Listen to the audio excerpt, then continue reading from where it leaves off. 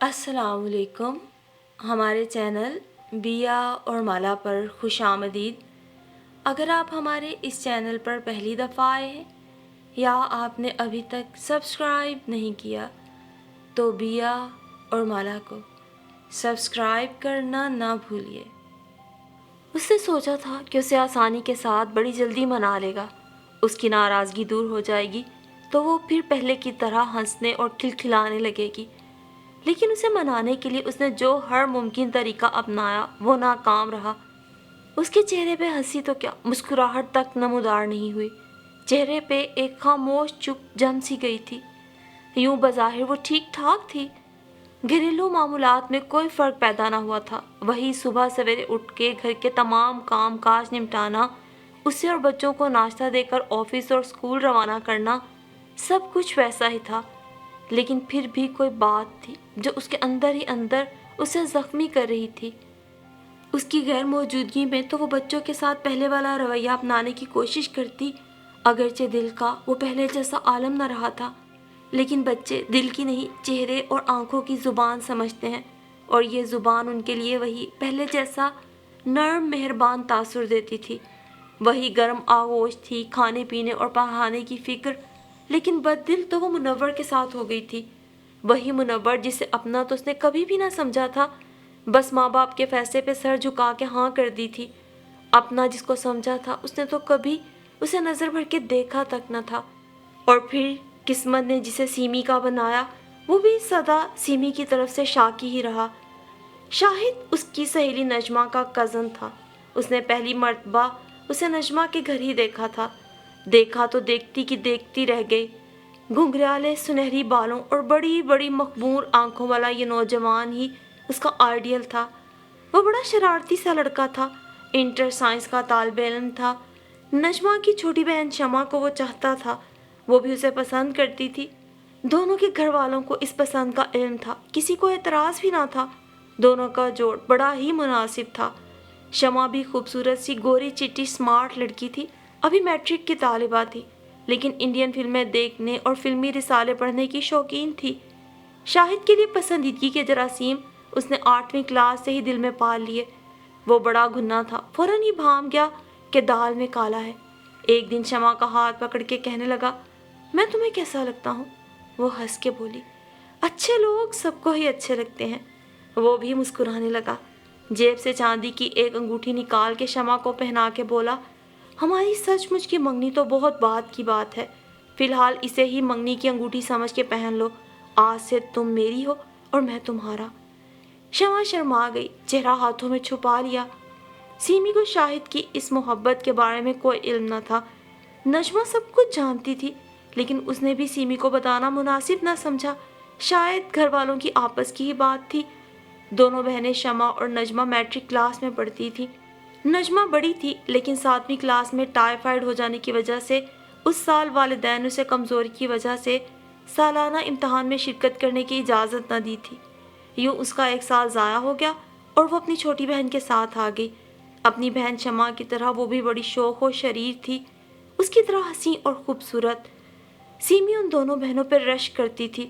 اس کی اپنی صورت واجبی سی تھی، چہرے کی رنگت بھی پھیکی پھیکی سی، لیکن مزاجن وہ بھی نجمہ ہی کی طرح تھی. ہم مزاج ہونا اسے ان دونوں کے قریب لے آیا تھا. دوسرے یہ کہ سیمی پڑھائی میں بڑی تیز تھی. نجمہ کی الجبرا کے مضمون سے جان جاتی تھی، لیکن سیمی مشکل سے مشکل ترین سوال بھی جھٹ پٹ حل کر لیتی تھی. اسکول کا وقفہ آتا تھا، کوئی فری پیریڈ، کلاس کی کئی لڑکیاں اسے گھیرا ڈال کر پڑھانے کے لیے منتیں کرنے لگتی. سمجھ میں نہ آنے والے سوالات اس سے سمجھتی. بعض اوقات تو سیمی تنگ آ جاتی، رونے والی ہو جاتی. تم لوگ میرے پیچھے کیوں پڑ گئی ہو؟ خدا کے لیے مجھے چھوڑ دو، میں نے صبح سے ناشتہ تک نہیں کیا ڈھنگ سے. بعض فراق دل لڑکیاں اس کی فریاد سن کے دوڑتی ہوئی کینٹین تک جاتی، اس کے لیے سموسے رول جو ملتا لے آتی.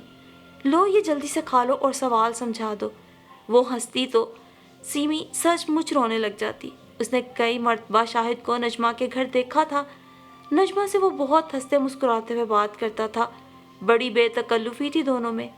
اس بے تکلفی کو دیکھتے ہوئے کئی مرتبہ سیمی نے کچھ اور سوچ لیا. نجمہ سے پوچھا تو اس نے صاف انکار کر دیا. बल्कि बुरा मानते हुए कहने लगी, मैं ना इसे अपने भाइयों की तरह समझती हूँ।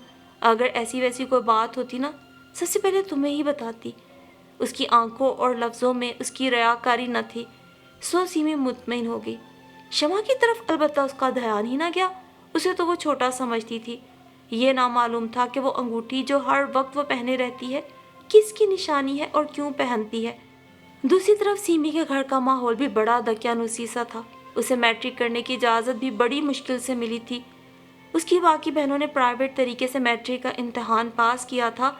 8वीं के बाद अम्मी ने उससे कहा था कि अब्बा चाहते हैं अब तुम भी 9वीं और 10वीं का इम्तहान प्राइवेट दो, क्योंकि अब तुम बड़ी हो गई हो और घर के बाहर का माहौल बड़ा ख़राब है। लड़कियों के सेकेंडरी स्कूल के बाहर तो लड़कों का हर वक्त जमघटा लगा रहता है। खामखा लड़कियों को छेड़ते हैं और उनकी बदनामी का बाइस बनते हैं। उस रात सीमी ने रो रो के सब जल थल कर दिया। आंखें सूज के कुप्पा हो गई। मैं आपकी सब बातें मानने के लिए तैयार हूँ, लेकिन प्राइवेट पढ़ने के लिए तैयार नहीं। मैंने आपसे कभी कोई फरमाइश नहीं की। हत्ता के ईद बकरीद के कपड़े भी कई मरतबा नहीं बनवाए। घर के काम काज में कभी आपकी किसी किस्म की शिकायत का मौका नहीं देती। लेकिन आप मेरी ज़िंदगी की वाहिद ख्वाहिश, पहली और आखिरी ख्वाहिश, जो सिर्फ आला तालीम हासिल करने की है, उसे पूरा कर दीजिए। मैं अपनी तालीम नहीं छोड़ना चाहती। रो रो के उसकी हिचकियाँ बन गई। माँ बाप उसकी ज़िद के आगे बेबस होके रह गए। ये तो वैसे वाकई सच था कि उससे घर भर में किसी को कोई शिकायत न थी। उसने हर मामले में इसार का सबूत दिया था। घर में अब आप फल लाते, वो अपने हिस्से का ज़बरदस्ती अपनी अम्मी को खिला देती।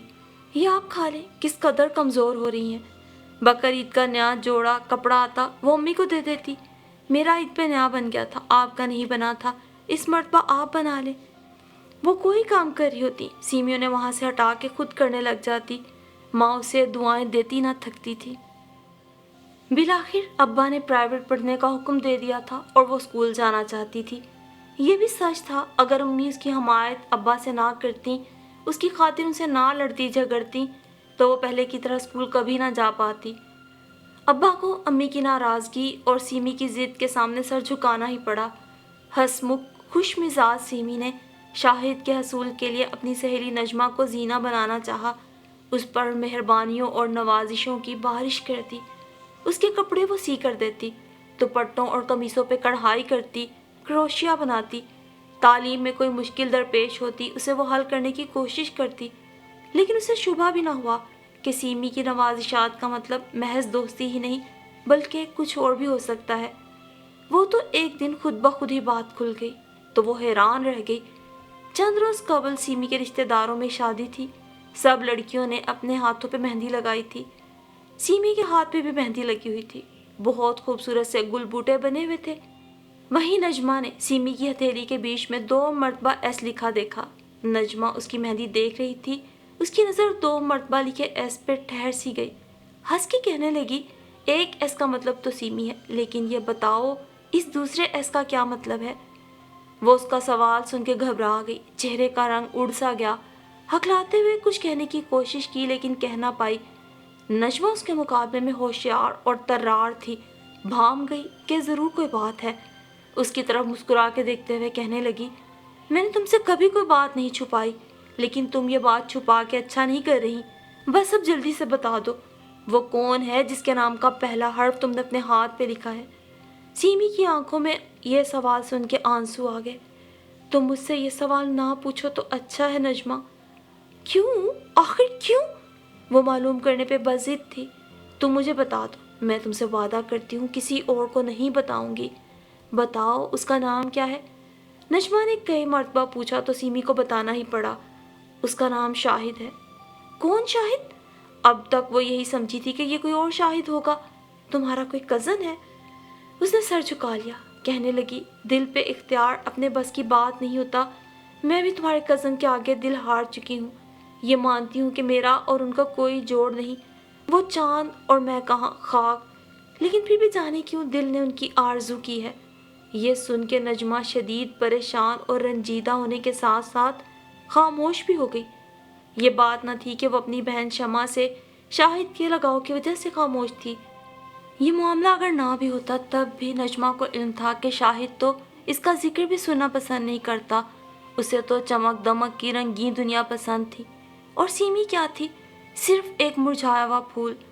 دبے دبائے دقیانوسی غریب گھرانے سے تعلق رکھنے والی دبلی پتلی سانولی سی لڑکی، لیکن پھر بھی اس نے مناسب یہی سمجھا کہ ایک دفعہ شاہد تک اس کی پسندیدگی پہنچا دے تاکہ سیمی کو کسی قسم کی حسرت نہ رہ جائے۔ حسب توقع شاہد یہ بات سن کر زوردار کہکے لگانے لگا، ارے تمہاری وہ سوکھی سڑیل سہیلی اس قسم کے خواب بھی دیکھ سکتی ہے؟ یقین نہیں آتا۔ اسے کہنا ایسے خواب ہی دیکھے بس۔ اور یہ بات نجمہ بہتر لفظوں میں اس تک پہنچا دیتی، لیکن اس نے ہو بہو وہی الفاظ اس کے سامنے دہرا دیے تو سیمی کو بڑا صدمہ ہوا، لیکن بظاہر لاپرواہی سے بولی، ضروری تو نہیں کہ ہم کو جس کے خواب آئیں ہم اسے پا بھی لیں۔ ان سے کہنا دعا دینے کا شکریہ۔ کہاں تو سیمی نے کبھی اعلیٰ تعلیم حاصل کرنے کے خواب دیکھے تھے، اور اب میٹرک گڈ فرسٹ ڈو کرنے کے باوجود گھر بیٹھ گئی۔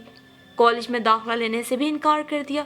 ابا نے پوچھا بھی کہ وہ کون سے کالج میں داخلہ لے رہی ہے، لیکن پھر بھی وہ ٹس سے مس نہ ہوئی۔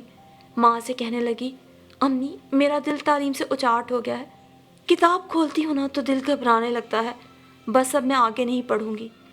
انہیں کیا بتاتی کہ دل کے گھبرانے کا کیا سبب تھا؟ کتاب کھولتی تو ہر صفحے پہ شاہد کا ہنستا مسکراتا طنزیہ چہرہ ابھرتا، تم خواہ کتنی بھی اعلیٰ تعلیم کیوں نہ حاصل کر لو مجھے کبھی نہیں پا سکتی ہو۔ دل میں کسی قسم کی کوئی امید ہو، اپنے آپ پر اور دنیا پر اعتماد ہو تو ہر مشکل کام آسان ہو جاتا ہے، لیکن اس کی تمام امیدیں دم توڑ چکی تھیں۔ کم سنی کی پسند جو بہت جلد محبت اور پھر عشق کا روپ دھار چکی تھی، اس نے اس کی دنیا کو تہو بالا کر کے رکھ دیا تھا۔ اب جیسے سب کچھ ختم ہو گیا تھا، ہر خواہش نے دم توڑ دیا تھا۔ بے تاثر چہرہ اور سپاٹ آنکھیں لیے وہ جیسے اپنے آپ سے بھی بے خبر تھی، منہ دھونے کا بھی ہوش تھا نہ کپڑے بدلنے کا۔ سمجھدار پڑھی لکھی یا پھر کسی خوشحال گھرانے کی ماں ہوتی تو اس کی توجہ کبھی نہ کبھی بیٹی پر مبذول ہو ہی جاتی، لیکن اس کی امی کا تعلق بھی ایسے گھرانے ہی سے تھا جہاں بیٹی توجہ کا مرکز نہیں بلکہ قربانی کی بکری ہوا کرتی ہے۔ ان کا تمام تر دھیان بس اس بات کی طرف رہتا تھا کہ ابا دفتر جانے والے ہیں، ان کا ہر کام ہو جائے۔ وہ چلے جاتے تو ان کی تکرار اس بات پہ رہتی کہ ابا آنے والے ہیں، ہر کام ہو جائے۔ وہ آ جاتے تو گھر میں موت کا سناٹا چھا جاتا۔ بچے بیوی ہر دم دہشت زدہ اور خوف زدہ سے پھرتے، ہر کوئی یوں ہی خوف زدہ رہتا کہ اب نہ جانے کیا ہو جائے، ابا کو کسی بات پہ غصہ نہ آ جائے، وہ کپڑے دھونے والا ڈنڈا اٹھا کر مار کٹائی نہ شروع کر دیں۔ غصے میں تو ویسے بھی کچھ ہوش نہ رہتا، عامر کو مارتے مارتے ارشد کو بھی پیٹ ڈالتے۔ منحوس الو نے بھی بھائی کو منع نہ کیا، وہ چلچلاتی دھوپ میں باہر کھیلنے کیوں گیا؟ وہ خاموشی سے پٹتا رہتا تو ان کی نظر سمینہ پہ پڑ جاتی، اسے چھوڑ کے اسے ڈنڈے لگا دیتے۔ اسی لیے ابا کو غصہ آتا تو سب ادھر ادھر چھپ جاتے، کوئی باتھ روم میں بھاگ جاتا تو کوئی ان سے نظر بچا کے پلنگ یا میز کے نیچے چھپ کے بیٹھ جاتا۔ بچوں کو مار پیٹ کے تھک جاتے تو بقیہ نزلہ بیوی پہ گرتا، سارا قصور تمہارا ہی ہے، تمہاری وجہ سے ہی گھر کا ماحول خراب ہوا ہے، نہ جانے کیسی تربیت اولاد کو دی ہے کہ سب کے سب ناخلف اور بدتمیز ہیں۔ موٹی موٹی گالیاں سب کو دیا کرتے۔ سیمی کو گالیاں سن کر بڑی کراہیت آتی تھی، اس کا دل چاہتا کہ کہہ دے گھر کا ماحول خراب کرنے کی ذمہ دار صرف اور صرف آپ ہیں، آپ ہی کی وجہ سے گھر کا ماحول خراب ہوا ہے، آپ جو ہمیشہ اپنے چہرے پہ یہ چشمہ لگائے رہتے ہیں، اس کے شیشوں میں آپ کو حسب خواہش منظر نظر آتے ہیں، ورنہ در حقیقت سب ہمدردی اور محبت کے مستحق ہیں، سیدھے سادے ہیں۔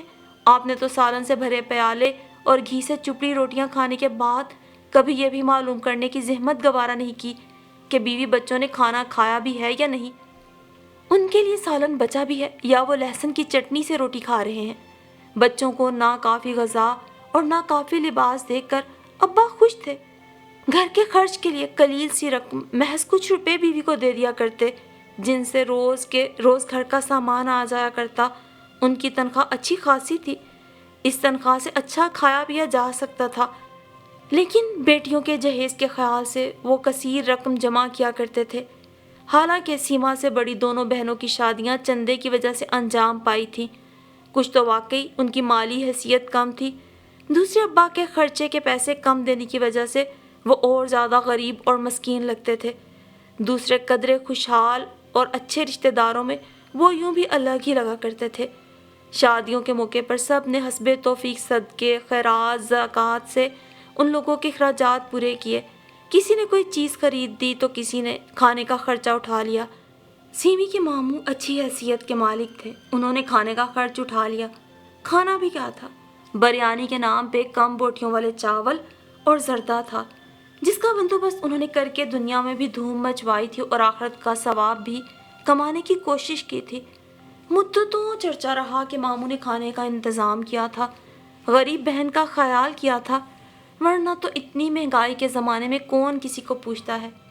اور اب جب کہ سیمی اپنی یک طرفہ محبت کے المناک انجام پہ صبر کر کے بیٹھ گئی تھی، اسے شاہد سے شکوہ تھا نہ کوئی شکایت۔ اس نے تصور کر لیا تھا کہ شاید اس کے نصیب میں کچھ بھی نہیں، نہ اچھا کھانا اور نہ ہی پہننا اور نہ ہی کسی کی محبت۔ پھر اس کے لیے منور کا رشتہ آیا۔ دبلا پتلا سانولا درمیانے قد والا یہ نوجوان ان سب کے لیے غیر تھا، لیکن جو خاتون رشتہ لائی تھی وہ رشتہ دار تھی۔ انہوں نے لڑکے کے چال چلن اور دیگر باتوں کی ذمہ داری لی تھی۔ منور یوں تو کسی محکمے میں کلرک تھا، لیکن اوپر کی آمدنی تنخواہ سے دگنی تھی۔ یوں گھر میں خاصی خوشحالی بھی تھی۔ 2 بہنیں اور 3 بھائی تھے۔ رشتہ فوراً منظور کر لیا گیا، کسی قسم کی تفتیش کی ضرورت بھی محسوس نہ کی گئی۔ ویسے بھی ابا کہتے تھے کہ جو قسمت میں ہوتا ہے نا، اسے کوئی نہیں روک سکتا۔ سو سیمی بیاہ کر منور کے گھر آ گئی۔ ان کے گھر میں واقعی خوشحالی تھی۔ ان کے گھر کے ہر معاملے میں منور کا گھر بہت بہتر تھا۔ منور نے اپنا پہلا تاثر بھی اس پہ بہت اچھا ڈالا۔ شروع میں بظاہر جیسے اس کا دیوانہ ہو کے رہ گیا تھا، خوب خیال رکھتا، شاپنگ کراتا۔ اس کی صورت بھی چند ماہ میں نکھر آئی، سوکھا سڑا جسم بھر کے سمارٹ ہو گیا، سانولی رنگت گندمی ہو گئی۔ وہ بھی اپنے حال پہ صابر و شاکر ہو گئی۔ شاہد کی تصویر جو ہر لمحہ اس کے دل میں رہتی تھی مدھم پڑتی گئی، لیکن پھر جیسے اس کی خوشیوں کو کسی کی نظر لگ گئی۔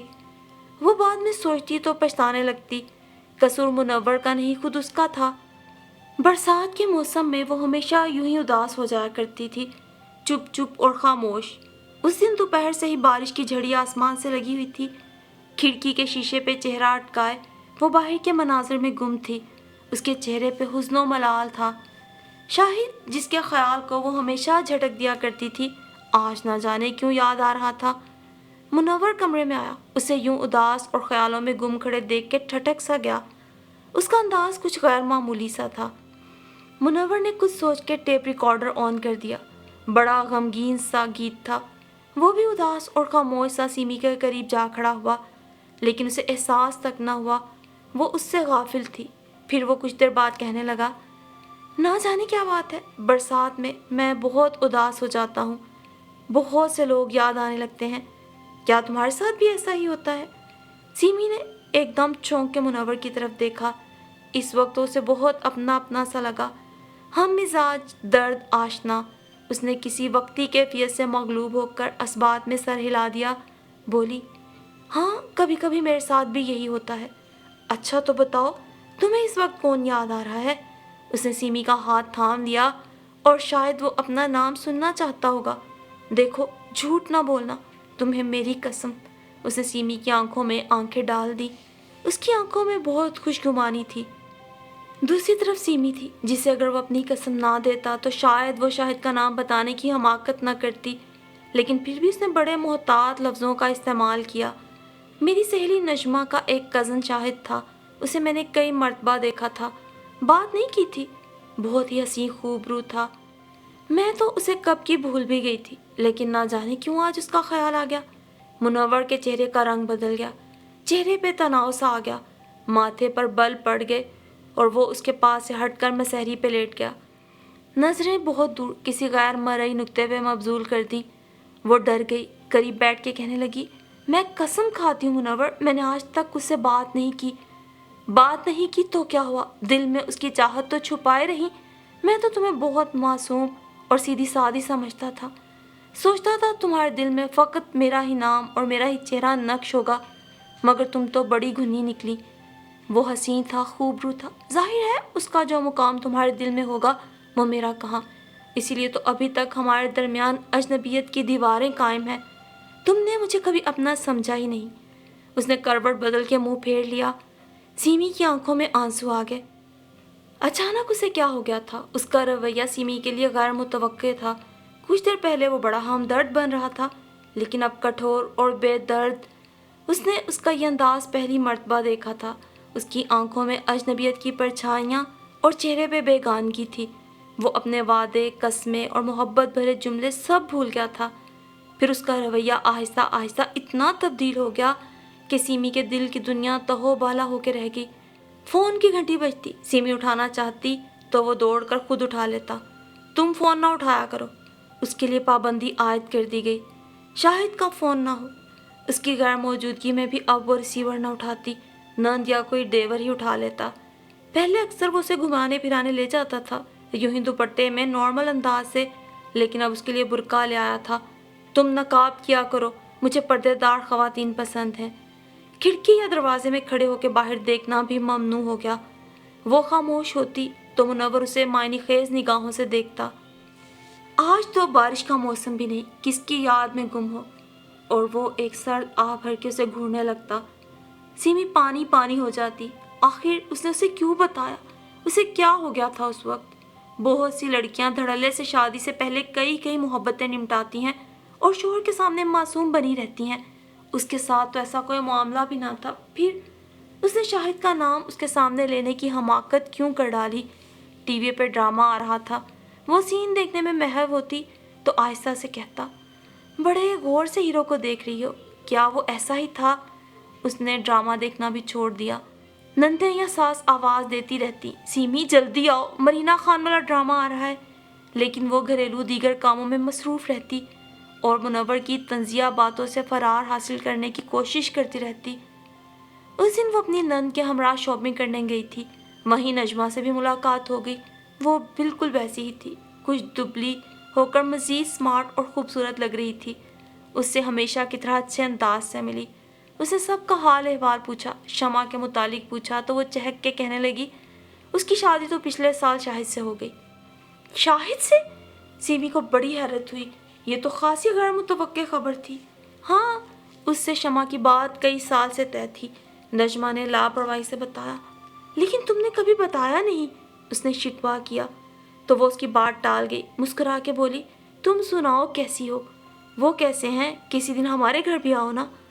ہاں آؤں گی، وہ بظاہر خوش دلی سے بولی۔ اسے کیا کہتی، وہ تو اس کا آنا جانا ہی پسند نہیں کرتے، کہیں بہت ضروری جانا ہوتا ہے تو جانے دیتے ہیں۔ اور پھر نجمہ سے دوسری ملاقات شمع کے چہلم کے موقع پر ہوئی۔ اس کی بہن نے ہی فون پہ اسے بتایا تھا کہ اس کی سہیلی نجمہ کی چھوٹی بہن شمع ڈیلیوری کے موقع پہ انتقال کر گئی۔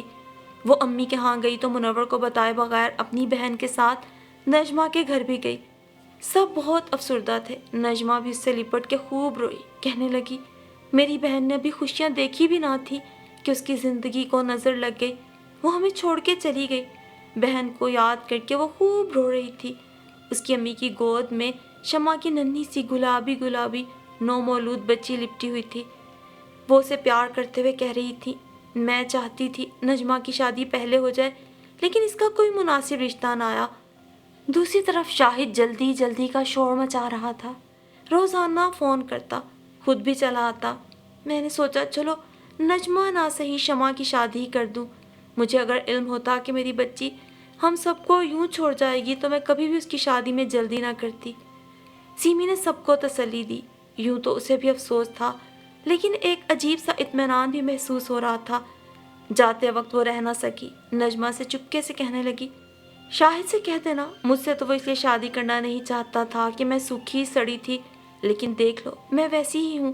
اس کی صحت مند خوبصورت بیوی اسے یوں چھوڑ کے چلی گئی۔ اس کا لہجہ شاید طنزیہ اور جتانے والا تھا۔ نجمہ کو اس کی بات سن کر غصہ تو آیا، لیکن بات بڑھانے کا موقع نہ تھا، سو خاموش رہی۔ پھر چند ماہ بعد نجمہ کی شادی بڑی سادگی کے ساتھ شاہد کے ساتھ ہو گئی۔ وہ شمع کی بڑی بہن تھی تو کیا ہوا، شاہد سے تو چھوٹی ہی تھی، خواہ چند ماہ ہی صحیح۔ اور پھر اگر بچی کا مسئلہ نہ ہوتا تو اس کی شادی کہیں بھی ہو سکتی تھی، لیکن بچی کی موجودگی میں نجمہ سے شادی ہی بہتر تھی۔ جو پیار وہ اپنی بھانجی کو دے سکتی تھی کوئی اور نہیں۔ سب کا تو یہی خیال تھا، لیکن سچائی اس کے برعکس تھی۔ اس وقت تک سب صحیح رہا جب تک نجمہ کے اپنے بچے نہ ہوئے۔ اپنے بچوں کو دیکھ کر اس کی دلی والہانہ محبت خود بخود ان کے لیے امڑ آتی، جبکہ شمع کی بچی کے لیے اس کے دل میں اب ویسی محبت نہ رہی۔ اسے اپنی بھانجی سے کوئی دلچسپی بھی نہیں تھی۔ شمع کی بیٹی کا نام راضیہ تھا۔ راضیہ نے شعور کی کچھ منزلیں طے کی تو اسے علم ہوا کہ اس کی سگی ماں کا انتقال ہو چکا ہے۔ عزیز رشتہ دار بھی اسے دیکھ کر اس سے مل کر ایک رحم بھری آہ بھرتے، ارے یہ شمع کی بچی ہے، بیچاری پیدا ہوئی ہی تھی کہ ماں چل بسی، بالکل شمع کی شکل ہے۔ خالہ نے پالا، اس کو بار بار یہی الفاظ سننے کو ملتے، سگی خالہ نے پالا، لیکن بہرحال تھی تو وہ بھی سوتیلی ماں ہی نہ چاہتے ہوئے بھی غیر محسوس طریقے سے سوتیلا پن روا رکھا۔ لباس پہنایا تو سستا اور معمولی گھر کا سلا ہوا۔ اپنے بچے ریڈی میڈ اور بڑی دکانوں سے خریدے گئے لباس پہنتے تھے۔ کھانا کھلاتی تو اپنے بچوں کا چھوڑا ہوا۔ اسکول میں داخل کرایا تب بھی فرق رکھا، اپنے بچوں کو اچھے پرائیویٹ اسکولوں میں اور اسے نزدیکی گورنمنٹ اسکول میں داخل کروا دیا۔ اس پر پیسہ خرچ ہوتا تو ہمیشہ ضیاع کا احساس ہوتا۔ گھومنے پھرنے کہیں جانا ہوتا تو گھر اکیلا ہو جانے کے خیال سے ہمیشہ راضیہ کو گھر میں ہی رکھا جاتا۔ بچپن ہی سے وہ احساس تنہائی کا شکار ہو گئی، اپنے خیالوں اور خوابوں کی دنیا بسا لی۔ باپ حسب سابق اپنی اولاد سے غافل تھا۔ اس کا خیال میں نجمہ تمام ذمہ داریاں بحسن و خوبی نبھا رہی تھی۔ نانی کو کبھی کبھار شمع کی بیٹی پہ ترس آتا تو وہ نجمہ سے کہتی، لیکن وہ ان کی بات ٹال جاتی۔ وقت گزرتا رہا، وہ جوان تھی، ایک اچھی جگہ رشتہ طے ہو گیا۔ اس کے برے دن شاید کٹ چکے تھے، وہ مستقبل کے سہانے خواب دیکھنے لگی۔ اور دوسری طرف منور تھا، جسے علم بھی نہ تھا کہ اس نے اپنے بیٹے عمران کی بات جہاں طے کی ہے ان لوگوں سے سیمی کا کسی قسم کا تعلق ہے۔ ان دنوں انہیں عمران کے لیے لڑکی کی تلاش تھی۔ ان کے ایک عزیز نے بتایا تھا راضیہ بہت اچھی اور نیک لڑکی ہے، گھریلو کام کاج میں ماہر ہے۔ انہیں بھی ایسی ہی لڑکی کی تلاش تھی۔ انہوں نے بغیر دیکھے ان عزیز سے اس کے لیے ہاں کہہ دی، وہ عمران کے لیے بات کر لیں۔ گزشتہ سال منور کی والدہ کا انتقال ہو چکا تھا، بہنیں اب اپنے اپنے گھر میں تھیں، وہ بھی اپنے بنائے نئے گھر میں منتقل ہو چکا تھا۔ رسمی خانہ پوری کے لیے وہ سیمی کو بھی لڑکی دیکھنے کے لیے اپنے ساتھ لے گیا۔ وہ تو مردانے ڈرائنگ روم میں بیٹھ گئے، سیمی اندر چلی گئی۔ اندر جا کر نجمہ کو دیکھ کے حیران رہ گئی، لیکن نجمہ نے کسی قسم کی گرم جوشی کا مظاہرہ نہ کیا۔ وہ سیمی کی کہی بات کو اب تک نہ بھولی تھی، اور یہ بات بھی کہ وہ شاہد کو پسند کرتی تھی۔ اپنے گھر میں سیمی کی آمد اسے پسند نہ آئی۔ اس نے راضیہ کو دیکھا تو اسے اچھی لگی، نہ جانے کیوں سیمی کو ایسا محسوس ہوا جیسے وہ بہت مظلوم ہے۔ نجمہ کا رویہ بھی راضیہ کے ساتھ عجیب سا تھا، سرد مہر اور بیگانہ۔ اس نے اپنے بیٹے عمران کا ذکر چھیڑا، اس کی اعلیٰ تعلیم اور اچھی ملازمت کا بتایا۔ وہ لا تعلقی سے سنتی رہی، یوں جیسے اسے کوئی دلچسپی ہی نہ ہو۔ سیمی کو یقین ہو گیا کہ وہ اس رشتے سے انکار کر دے گی، اور ایسا ہی ہوا۔ دونوں گھر واپس آ گئے۔ اب انہیں جواب کا انتظار تھا۔ ایک ہفتے بعد ان کے ہاں سے جو جواب ملا وہ غیر متوقع نہ تھا۔ انہوں نے انکار بھجوا دیا اور کہا کہ راضیہ کے 2 اور رشتے بھی آئے ہیں، انہی میں سے ایک قبول کر لیا گیا ہے۔ رشتہ دار ہونے کی وجہ سے انہیں ترجیح دی گئی ہے۔ جو قریبی عزیز یہ رشتہ بتا رہے تھے انہیں اس بات کا افسوس تھا۔ منور کو بھی یہ سن کے غصہ آ گیا۔ آپ نے نقوی صاحب کو سمجھایا نہیں، آپ نے انہیں بتایا نہیں کہ ہمارا بیٹا کتنا اچھا ہے۔ ان صاحب کو بھی اپنی بات رہ جانے کا ملال تھا، بولے یہ شاہد نقوی شروع ہی سے ایسا ہے، جلد باز، چمک دمک سے متاثر ہونے والا۔ جہاں بیٹی کا رشتہ طے کیا ہوگا وہ لوگ اس کی پسند کے ہوں گے۔ کیا نام بتایا آپ نے ان کا؟ شاہد نقوی؟ جی ہاں، ویسے تو زیادہ تر انہیں نقوی ہی کہتے ہیں، لیکن اصل نام شاہد نقوی ہی ہے، انہوں نے بتایا تو منور کو بہت کچھ یاد آ گیا۔ اور پھر وہ ان کے جانے کے بعد تل ملاتے ہوئے سیمی کے پاس آئے۔ انہیں یقین تھا کہ یہ وہی شاہد ہوگا جس کے بارے میں برسات کی ایک شام میں کئی سال پہلے سیمی نے اپنی پسندیدگی کا اعتراف کیا تھا۔ اس کے پاس آ کر کہنے لگے، ان لوگوں نے رشتے سے انکار کہلوا دیا ہے، تم تو بہت اداس ہوگی۔ میں بھلا کس لیے؟ وہ سمجھی نہیں کہ کیا بات ہے، شوہر کو خواہ کیوں غصہ آ رہا ہے۔ ان کے قریب رہنے اور ان سے تعلقات استوار کرنے کا موقع جو نکل گیا۔ کیا مطلب؟ اس کے چہرے کا رنگ فک ہو گیا۔ تو گویا انہیں پتہ چل گیا۔ تم اس قدر معصوم نہ بنو، کیا تمہیں نہیں معلوم تھا کہ یہ وہی شاہد صاحب ہیں؟ تمہیں کم از کم مجھے تو بتانا چاہیے تھا نا۔ وہ خاموش ہو کے منور کا چہرہ دیکھتی رہی۔ کیا ہر معاملے میں ہی قصوروار ہوں؟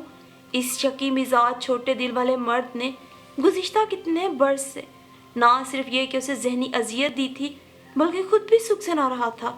اس کے منہ سے ادا کیا گیا ایک جملہ منور نے اپنے ذہن میں بٹھا کر اس کی تمام تر قربانیوں کو نظر انداز کر دیا تھا جو اس نے اپنے گھر اور اپنے بچوں کے لیے دی تھی۔ اسے اگر معلوم ہوتا کہ ازدواجی زندگی کو قائم رکھنے کے لیے صرف اور صرف شوہر کی پوجا کی جاتی ہے، اسے ہی آسمان سے اترا نایاب ستارہ سمجھا جاتا ہے، تو شاید وہ مرنا قبول کر لیتی اور وہ نام نہ لیتی جو بعد میں اس کے لیے گالی بن گیا۔ وہ شخص کس قدر منحوس تھا جس کے نام نے اس کی دنیا اجاڑ دی۔ وہ کم سینی کی پسندیدگی تو نہ جانے کب کی اپنی موت آپ مر چکی تھی، اب تو وہ فقط ایک بیوی اور اپنے بچوں کی ماں تھی۔ اس نے ہمیشہ شوہر اور بچوں کا خیال رکھا، لیکن اسے شوہر کی طرف سے پوری عمر کچھ نہ ملا۔ ملا تو صرف وہ ملا جو ایک نوکر کو بھی مل جاتا ہے، روٹی، کپڑا اور مکان۔ اور زندگی صرف ان چیزوں کا نام نہیں۔ زندگی میں رنگینی ہوتی ہے تو محبت اور چاہت کے دل فریب رنگوں سے، اور یہ رنگ اس کی زندگی میں ناپید تھے۔ اس کا رویہ سب سے درست تھا۔ دشمنی تھی تو فقط بیوی سے۔ وہ منور سے ناراض ہو گئی، اسے دیکھتی تو منہ پھیر لیتی۔ دل کچھ اس برے طریقے سے ٹوٹا تھا سو اس نے بالکل چپ سادھ لی، اور پھر اس کی عدم توجہی منور کے لیے تکلیف دیتی۔ اس نے تو ہمیشہ اسے اپنے اوپر نثار ہوتے ہی دیکھا تھا۔ سیمی نے ہمیشہ اس کی باتیں برداشت کی تھی، لیکن اب جب کہ وہ بڑھاپے کی اولین سرحدوں پہ قدم رکھ چکی تھی، شاہد کے نام کو الزام کی صورت میں برداشت نہ کر سکی، اور یوں اس کو پڑھنے والا پہلا دل کا دورہ اتنا شدید تھا کہ وہ دم توڑ گئی۔ پوری عمر اس نے منور کی باتیں برداشت کی تھیں، لیکن اب شاید اس کی برداشت کی قوت ختم ہو چکی تھی۔ اس لیے وہ اس سنگ دل الزام تراش دنیا سے منہ موڑ کے اپنے خالق حقیقی سے جا ملی۔ بچے ماں کی چیزوں کو چومتے، آوازیں دیتے۔ چھوٹا بیٹا جو بھی 10 سال کا تھا بری طرح تڑپ رہا تھا۔ سب بچوں کو تسلی دے رہے تھے۔ ایک کونے میں اکیلا صرف منور بیٹھا تھا، اداس اور ملول۔ سب کو معلوم تھا کہ پوری عمر اس نے بیوی کو تنگ رکھا تھا اور بلا وجہ کی پابندیاں لگائی تھیں۔ اسے ہمیشہ خام خواہ تکلیف دی تھی۔ کسی کو بھی اس کی وجہ معلوم نہ تھی۔ سب کی نظروں میں وہی قصوروار تھا، اور شاید اسی لیے کوئی اسے تسلی نہ دے رہا تھا۔ سب مہمان اس کے بچوں کے گرد جمع تھے۔ آج وہ خود بھی سوچ رہا تھا ان گزری باتوں کا کیا فائدہ ہوا۔ سیمی کو تکلیف دے کر وہ خود بھی تو خوش نہ رہا۔ اب اس کا گھر اکیلا اور سنسان ہو جائے گا۔ صرف ایک اسی کے نہ ہونے سے گھر میں ویرانی سی ٹپک رہی تھی۔ زندگی ایک سوالیہ نشان کی طرح اس کے سامنے کھڑی تھی۔ بہت سی ذمہ داریاں اس نے تنہا نمٹانا تھی۔ بچوں کی شادیاں کرنا تھی۔ شریک حیات کی عدم موجودگی میں سب کیسے ممکن ہوگا؟ اسے اپنی تنہائی اور بے چارگی کا ایک دم عملی احساس ہوا تو پھوٹ پھوٹ کے رو پڑا۔ کچھ لوگ اس کی طرف بھی متوجہ ہو گئے، اسے تسلی دینے لگے، لیکن اب اس احساس ندامت اور رونے دھونے سے کیا حاصل، کیا فائدہ تھا؟ سیمی تو اس کے ظلم سہ کے، اس کی الزام تراشیاں خاموشی سے سال ہا سال برداشت کرتی، اس سے سب تعلق توڑ کر ہمیشہ کے لیے ابدی نیند سو گئی تھی، اپنے خالق حقیقی سے جا ملی تھی۔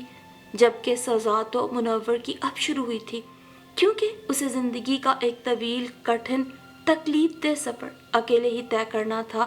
اور پھر زندگی کی مشکلات اور کٹھنائیاں تو اپنی جگہ، لیکن سیمی کے یوں خاموشی سے اگلے جہاں سدھار جانے سے جو بوجھ منور کے دل پہ آن پڑا تھا، اس بوجھ سے اب تا حیات منور کو کوئی آزاد نہیں کروا سکتا تھا۔ اور یقین مانیے کہ یہ صرف ایک کہانی نہیں بلکہ ہمارے معاشرے کی ایک بہت تلخ سچائی ہے۔ یہاں بہت سی عورتیں خود پہ بے جا تہمتیں، الزام، پابندیاں سہتی سسک کے اس دنیا سے سیمی کی طرح ہی دل پر بوجھ لیے رخصت ہو جایا کرتی ہیں۔